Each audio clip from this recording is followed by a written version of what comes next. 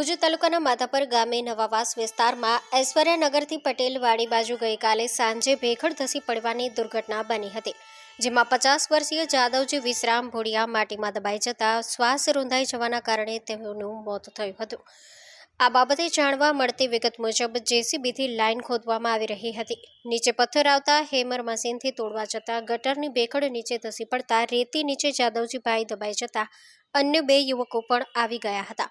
બંને યુવકોનું બચાવ થયો, પરંતુ ઊંડાણમાં દબાઈ જવાના કારણે શ્વાસ રૂંધાઈ જવાથી તેમનું મોત થયું હતું। આ બનાવથી ગામમાં અરેરાટી ફેલાઈ હતી અને મૃતકના નેત્રદાનની પરિવારજનોએ ઈચ્છા દર્શાવતા નેત્રનું દાન કરવામાં આવ્યું। સ્ટોરી રિપોર્ટ બાય કિરણ ગોરી, ભુજ। માં motor driving, safe and sure driving. Driving એ શોખ સાથે આપની મોટી જવાબદારી પણ છે।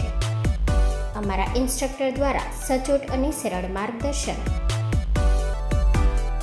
આપની રોજની તાલીમની માહિતી મેળવીને શું અધુરાશ છે એના ઉપર પૂરું ફોકસ કરાય છે।